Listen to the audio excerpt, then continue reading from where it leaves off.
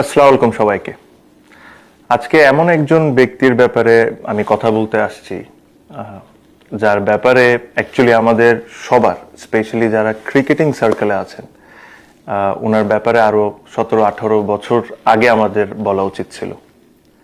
উনি এমন একজন ব্যক্তি যে যে পরিমাণ কন্ট্রিবিউশন ওনার বাংলাদেশ ক্রিকেটে বা স্পোর্টসে, ওই হিসাবে তাকে আমরা অ্যাজ স্পোর্টস ফ্যামিলি ওই সম্মানটা তাকে দিতে পারিনি।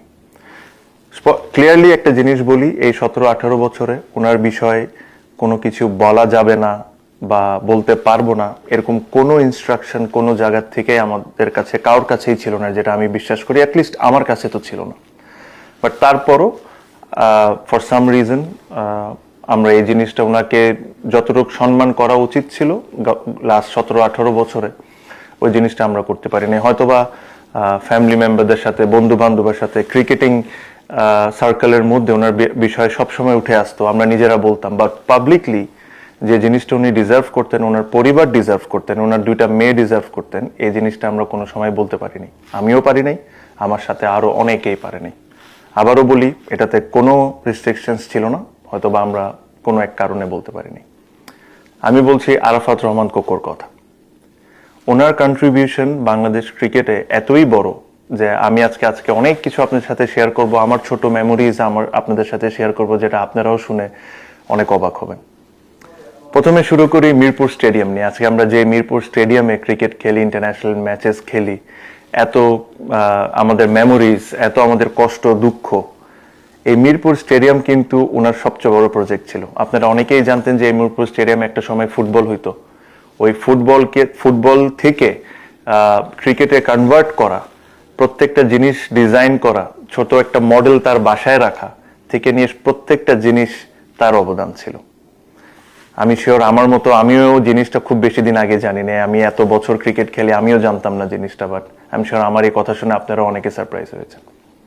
আমরা যখন ছোট ছিলাম, আমি, মুশফিক, সাকিব, মাহমুদুল্লাহ, আরো অনেকেই যখন HP unit Bangladesh cricket board first introduce করলো, যেখানের প্রোডাক্ট আমরা, এইচপি ইউনিটটাও ওনার করা। আমার এখনো মনে আছে, আমাদের বিকেএসপিতে ক্যাম্প হইতো, এই পুরা জিনিসটাকে উনি ওভারলুক করতেন। যে সুযোগ সুবিধা আমাদেরকে ওনারা ওই সময় দিতেন বা উনি ওই সময় দিতেন, আই ডাউট এই সুযোগ সুবিধা আমরা এখনো পাই কি পাই না, আজকে অলমোস্ট 20-25 বছর পরও। ওনার কন্ট্রিবিউশন ক্রিকেটে ইজ ইমেন্স। আমি যতই বলি এটা অনেক কম হবে। আমার পার্সোনাল এক্সপিরিয়েন্স শেয়ার করি। আমি 2006-এ যে বছর আমি ন্যাশনাল টিমে ঢুকি, ওই বছর আমার একটা টিমে খেলার কথা ছিল। ওই টিম আমাকে শেষ মুহূর্তে, যেদিন সাইন করতে যাওয়ার কথা, ওই দিন আমাকে গাড়ির থেকে নামায় বললে যে আমরা নিতে পারবো না। তো আমার এখনো মনে আছে যে আমি ইস্টার্ন প্লাজার রাস্তার উপর কান্নাকাটি করছিলাম। তখনও উনি আমাকে হেল্পটা করেছিলেন, যে ওল্ড ডিওচেস টিমে, যে টিমের এখন আমি কাউন্সিলর, ওই টিমে আমাকে খেলার সুযোগ করে দিয়েছিলেন। এটা আরাফাত রহমান কোকোই ছিলেন। ওই সিজনটা আমার এতই ভালো যায়, আমি প্রায় 10 ম্যাচে আমার মনে হয় 600-700 রান করি। ওই সিজনটা খেলেই কিন্তু আমি ন্যাশনাল টিমে ঢুকা।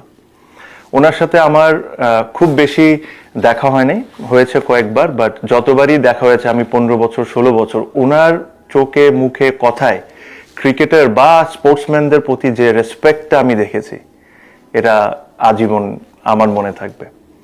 ওনার প্রতি প্রত্যেকটা, আপনি যদি কোনো জার্নালিস্টকে জিজ্ঞেস করেন, যে ক্রিকেটাররা ওনার আমলে খেলেছেন, তাদের বিষয়ে জিজ্ঞেস করেন, তার বিষয়ে ভালো বলা ছাড়া আর কোনো কিছু থাকবে না। ওনার সবচেয়ে বড় যে গুণটা ছিল, যেটা আমি ফিল করি, উনি একজন প্রেসিডেন্টের ছেলে ছিলেন, একজন প্রাইম মিনিস্টারের ছেলে ছিলেন। বাট আমাদের জন্য, আমরা ক্রিকেটারদের জন্য উনি খালি কোকো ভাই ছিলেন। এটাই ওনার সবচেয়ে বড় গুণ ছিল।